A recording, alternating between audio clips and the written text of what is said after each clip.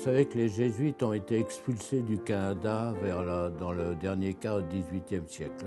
C'est en fait quand la compagnie de jésuites a été interdite par le pape, parce que, paraît-il, qu'ils étaient trop politiques. Ils ont réouvert, si vous voulez, la compagnie des jésuites vers 1820.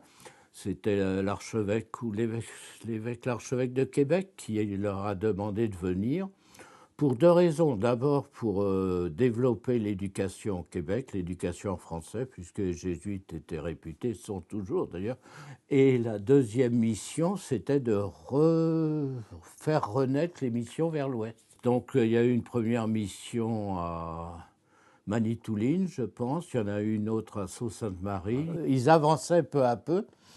Et finalement, ils sont arrivés, ils ont créé la mission en 1800.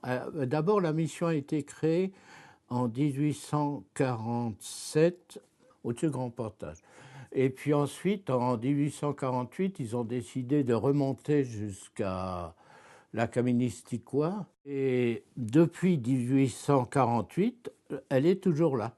C'est la plus ancienne mission du Canada.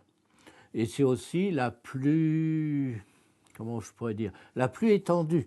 Parce que si vous voulez, leur territoire de mission, c'est presque 500 km d'un bout à l'autre. L'un des prêtres devait faire tous les voyages tout autour du lac supérieur, jusqu'au Nipigon, puis ensuite jusqu'à Grand Portage, etc. Et ça a été notamment celui que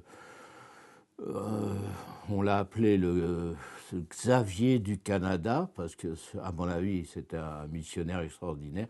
C'est le père Duranquet qui a été là pendant plus de 50 ans. Et on a publié depuis 1847 jusqu'à 1852.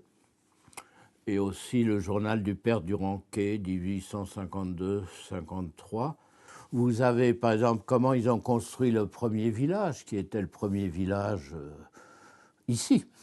Comment ils ont construit le premier village, qui était le chef en 1848, le nom de ceux qui étaient, le nom des chasseurs, le nom qui est et vous avez en même temps, du point de vue des Canadiens français, vous avez les Canadiens français qui travaillaient au Vieux-Fort, mais en 1850, le Vieux-Fort était déjà pratiquement...